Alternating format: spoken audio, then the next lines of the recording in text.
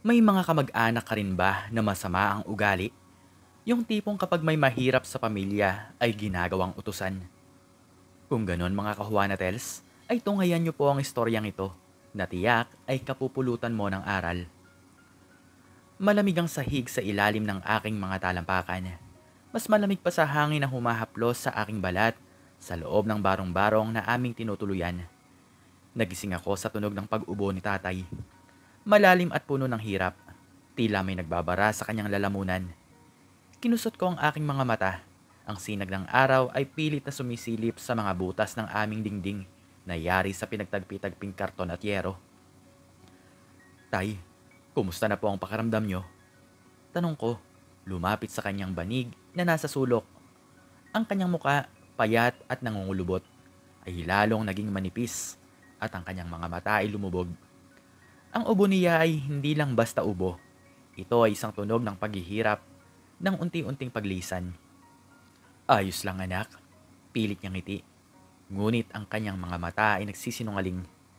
Ang kanyang hininga ay mababaw at ang kanyang dibdib ay mabilis na umaangat baba. Kaya pa to ng tatay. Pero alam kong hindi. Ilang araw na siyang nakahiga. Ang lagnat ay hindi bumababa. Ang kaunting pera na kinikita ko sa paglalabada ay sapat lang para sa isang kahig isang tuka. Wala kaming ipon. Wala kaming malalapitan. Ang aming buhay ay isang patuloy na pakikipaglaban sa uhaw at gutom. May lagnat ka pa rin po tay. Bulong ko. Hinaplos ang kanyang noo na mainit na mainit. Kailangan po nating magpatingin sa doktor. Saan tayo kukuha ng pera, Marivic? Ang boses niya ay mahina, halos bulong na lang. Alam mo naman ang sitwasyon natin. Ang sitwasyon namin, oo alam ko. Mahirap kami at sa mata ng aming mga kamag-anak, kami ang simbolo ng kahirapan, ang mantsa sa kanilang marangal na pangalan. Sa tuwing may okasyon, kami ang tagapaghugas ng pinggan, tagalinis ng kalat, tagabuhat ng upuan. Ni minsan ay hindi kami kasama sa mga hapagkainan. Laging sa sulok lang. Pinapakain ng mga tira-tira. Pupunta ako kay Tia Belen. Desidido kong sabi. Hihingi ako ng tulong. Ang tiyahin ko, si Aling Belen, ang pinakamayaman sa aming angkan.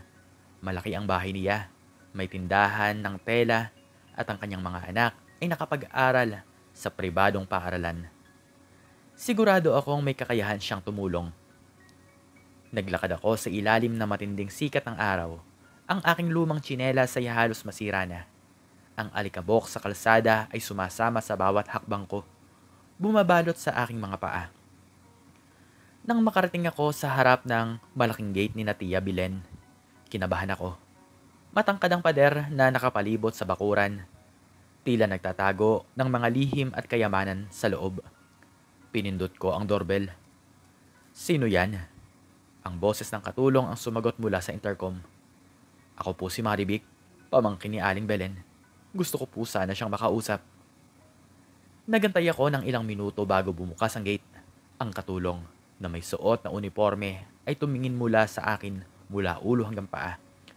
Tila sinusuri ang aking abang kalagayan. Tuloy ka, sabi niya. Ngunit ang kanyang tono ay walang init. Pumasok ako sa loob. Ang malawak na hardin ay puno ng makukulay na bulaklak at maayos na halaman. Ang bahay ni Tia Belen ay isang mansyon. Malaki at elegante. Na may malalaking bintana na nagpapakita ng kanilang marangyang pamumuhay. Nakita ko si Tia Belen na nakaupo sa sala, nanonood ng TV, na may hawak na tasa ng kape. Ang kanyang buhok ay maayos na nakakulot at ang kanyang damit ay yari sa mamahaling tela. Oh, Marivic, anong ginagawa mo rito? Ang kanyang boses ay malamig, halos walang emosyon. Hindi man lamang siyang umiti. Tia, kailangan ko po ng tulong. Nagsimula akong magsalita. Ang aking boses ay nanginginig. Si tatay po, malala ang sakit. Kailangan po niya ng doktor. Pero wala po kaming pera. Tiningnan niya ako. Ang kanyang mga mata ay tila tumatagos sa aking kaluluwa. Puno ng paghatol. At bakit ako ang nilalapitan mo? Hindi ba't may mga kamag-anak ka pang iba? Kayo po ang alam kong may kakayahang tumulong, tiya. Pilit kong paliwanag. Ang aking mga palad ay pinagpapawisan. Kahit po kaunting tulong lang. Ngumisi siya. Isang mapait na ngiti. Maribik, alam mo naman ang mga patakaran ko. Hindi ako nagpapautang sa mga hindi nakakabayad. At kayo ng tatay mo, ang hirap nyo. Paano nyo babayaran ang pera ko? Magtatrabaho po ako, tiya. Gagawin ko po ang lahat. Basta po gumaling lang si tatay. Bumuntong hininga siya. Tila naiinis. Nako, Maribik. Ilang beses ko na bang sinabi sa inyo na magsikap kayo? Tingnan mo ang buhay mo. Ang buhay ng tatay mo, puro hirap. Hindi na kami kailangang damayin pa dyan. Pero tiya, buhay po ito ng tatay ko. Wala po kaming malalapitan. Wala akong magagawa, Maribik. Sabi niya at tumalikod sa akin. Ang kanyang mga mata ay bumalik sa TV. Hindi ako bangko at hindi ko responsibilidad ang kapabayaan nyo sa sarili nyo. Ang bawat salita niya ay tila sampal sa aking muka. Ang aking mga mata ay nagsimulang mamasa. Ngunit pilit kong pinigilan ang luha ko. Tumalikod ako. Ang aking mga balikat ay bumaba. Ang pag-asa ay unti-unting nawawala. Sige po, tiya. Salamat po. Umalis ako sa kanyang bahay. Ang aking puso ay mabigat, puno ng sakit at kabiguan. Ang sikat ng araw ay hindi na nakakainit, kundi nakakapaso na sa aking balat. Hindi ako sumuko. Naalala ko si Mang Gregorio, isa pang kamag-anak na may sariling lupain at negosyo sa pagtatanim. Malapit lang ang bahay niya sa amin. Naglakad ako ulit. Ang aking mga paa ay tila ayaw nang gumalaw. Nang makarating ako sa bahay ni Mang Gregorio, nakita ko siyang nagpapahinga sa kanyang duyan sa ilalim ng puno ng mangga. Ang kanyang tiyan ay malaki at ang kanyang mukha ay namumula. Mang Gregorio, tawag ko. Tila ako'y humihingal. Tumingin siya sa akin. Ang kanyang mga mata ay bahagyang naningkit.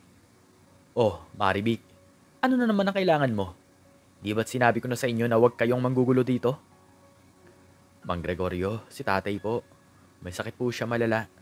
Kailangan po niya ng tulong. Tumayo siya mula sa duyan. Ang kanyang muka ay puno ng pagkadismaya.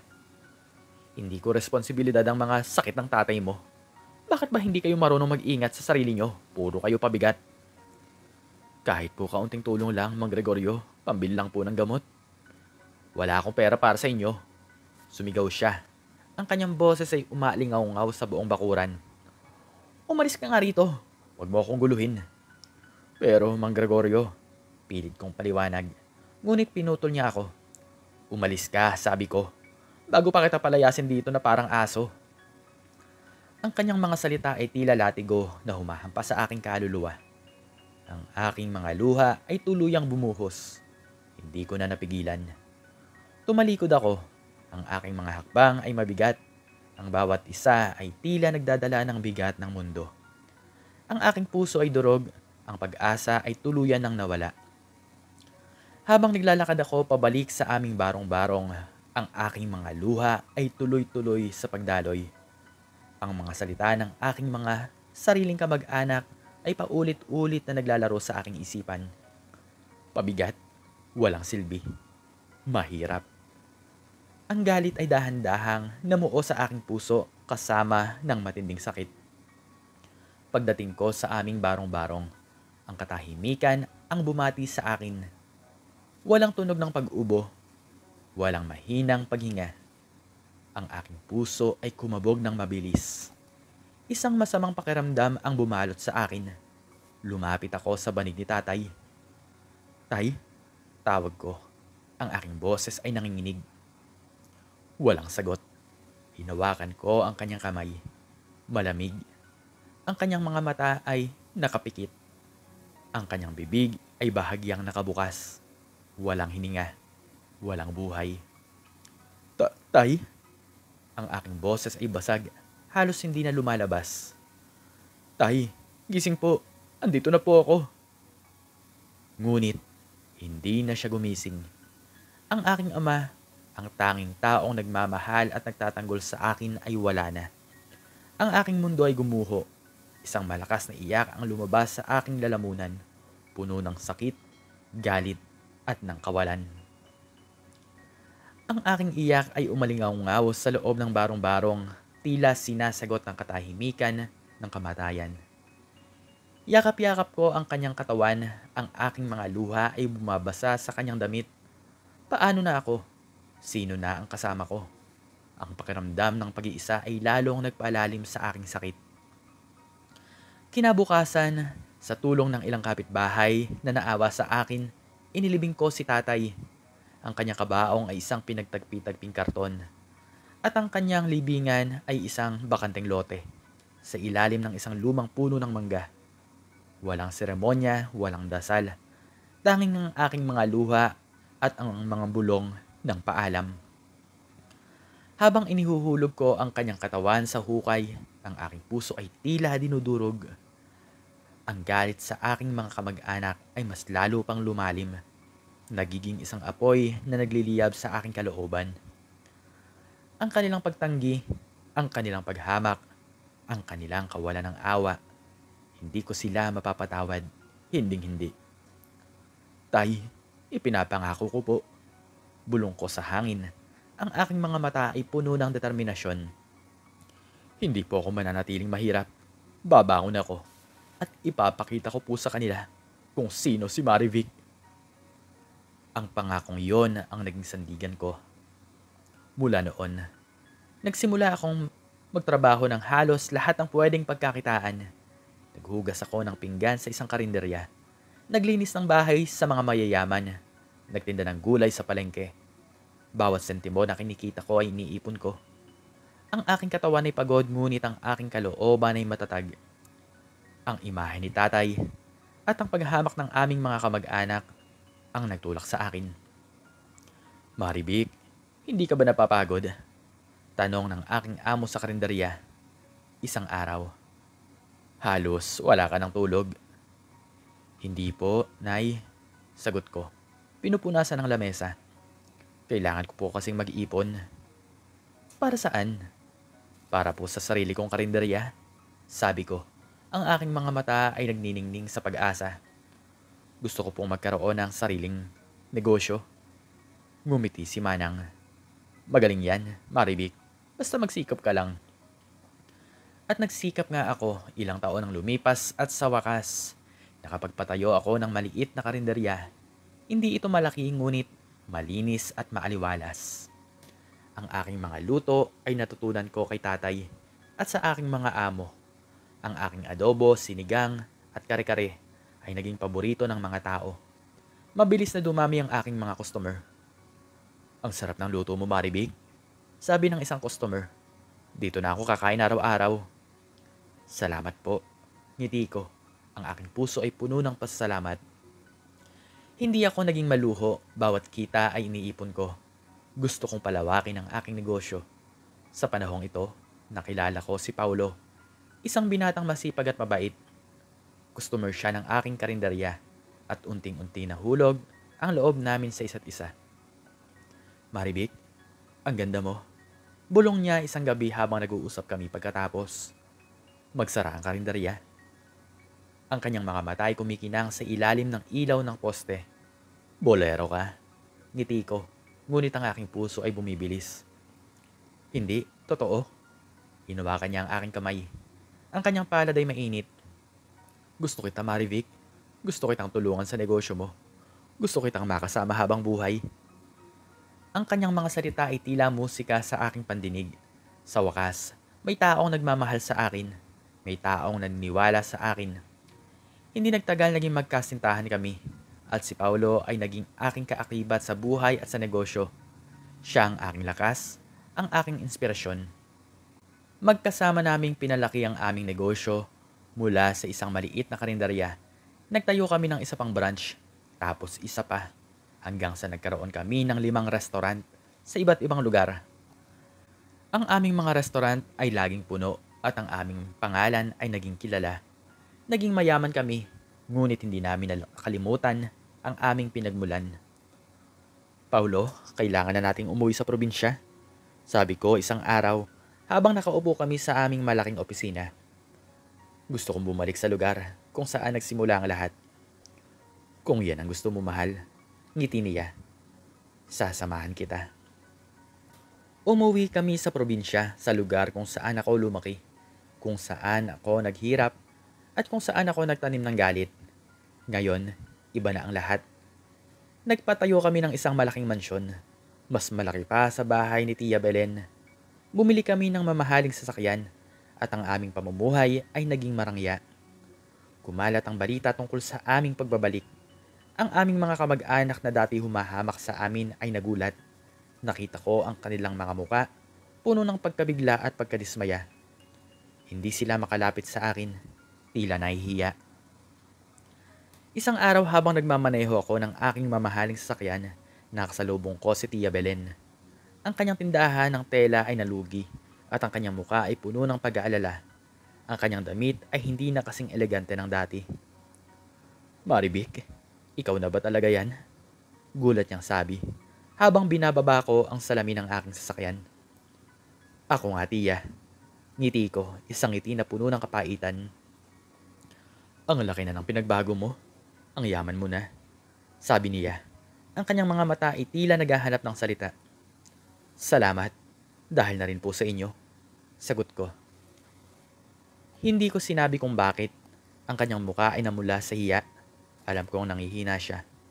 Nanghihinayang din siya na hindi ako tinulungan noon. Kung tinulungan niya ako, baka ngayon ay binibigyan ko siya ng tulong ngayon. Pagkatapos ng ilang araw, naglakas loob si Tia Belen na lumapit sa akin. Pumunta siya sa aming mansyon. Ang kanyang muka ay puno ng pag-asa. "Maribik, pwede ba tayong mag-usap?" Tanong niya. Ang kanyang boses ay mahina. "Tuloy po, Tia." Sabi ko. Pinaupo siya sa sala. "Maribik, alam ko na nagkamali ako noon." Nagsimula siyang magsalita. Ang kanyang mga mata ay tiningnan ako. "Hindi ko dapat ginawa yun sa'yo at sa tatay mo. Patawarin mo ako." Ang kanyang mga salita ay tila hindi na nakakaapekto sa akin. Ang galit na matagal kong kinimkim ay unti-unting nawawala, napapalitan ng isang pakiramdam ng kawalang interes. "Matagal na po yun, Tia." Sagot ko. Nakalimutan ko na. "Pero Maribik, sana naman ay matulungan mo kami. Nalugi ang tindahan ko, wala na kaming pera. Kailangan naming magbayad ng utang." Sabi niya. Ang kanyang mga mata ay puno ng pakiusap. Tumingin ako sa kanya. Ang aking mukha ay walang ekspresyon. "Tia, hindi ko po kayo matutulungan." "Pero Maribik, kamag-anak mo kami." "Dati po, Tia, kamag-anak ko kayo." Sabi ko, ang aking boses ay matatag. "Ngayon po, wala na kayong karapatang humingi ng tulong sa akin." Ang kanyang mukha ay namutla. Tumayo siya. Ang kanyang mga balikat ay bumagsak. "Sige, Maribik, naintindihan ko." Umalis siya at nakita ko ang kanyang pagkadismaya. Hindi ko naramdaman ang awa, kundi ang isang pakiramdam ng katarungan. Hindi lang si Tia Belen ang lumapit sa akin. Lumapit din si Mang Gregorio, na ngayon ay halos wala na rin pera dahil sa pagkalugi ng kanyang negosyo. Ngunit tulad ni Tia Belen, hindi ko rin siya tinulungan. Ang kanilang mga muka ay puno ng panghihinayang at alam kong natuto sila ng aral. Ang inuupahang bahay ng aming mga kamag-anak na dati ay pagmamayari ng isang mayaman na pamilya ay binili ko. Pinilit kong paalisin sila na nagdulot ng gulo at pagtutol. "Maribik, wag mo naman kaming paalisin dito." Sigaw ng isang kamag-anak. "Wala na kaming ibang pupuntahan." "Hindi niyo ako inisip noon. Bakit ko kayo iisipin ngayon? Maghanap kayo ng sarili niyong tirahan." Matigas kong sabi. Sa huli, napilitan silang lumayas. Ang kanilang mga muka ay puno ng galit, ngunit alam kong hindi sila makakapalag. Ang aking mga desisyon ay hindi batay sa galit, kundi sa aral na natutunan ko. Hindi ko na sila kinimkim ng sama ng loob. Pinatawad ko sila. Hindi dahil sa gusto kong maging mabait, kundi dahil ayaw kong maging bilanggo ng galit. Ang pagpapatawad ay para sa sarili ko, hindi para sa kanila. Ang aking buhay ay naging masaya at matagumpay. Kasama ko si Paulo, ang aking asawa, at ang aming mga anak. Isang araw, ipinalipat ko ang libingan ni tatay sa isang magandang sementeryo, sa lugar na karapat-dapat sa kanya. Naglagay ako ng marmol na lapida at nagtanim ng mga bulaklak sa paligid.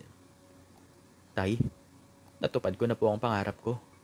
Bulong ko, habang hinahaplos ang kanyang lapida. Sana po ay masaya na po kayo. Ang aking nakaraan ay naging isang aral, hindi isang pasanin. Ang bawat pagsubok ay naging hagdanan patungo sa aking tagumpay. At sa huli ang lahat ay natuto ng aral. Ang paghahamak at kawalan ng awa ay babalik sa iyo. At ang pagsisikap at determinasyon ay magbubunga ng isang magandang tagumpay. At hanggang dito na lamang po nagtatapos ang aking istorya at sana po ay nagustuhan nyo ito. Please like, share, and subscribe. And click the notification bell para palagi po kayong updated sa mga bago ko pa pong istorya. Muli ay maraming salamat po at God bless us all.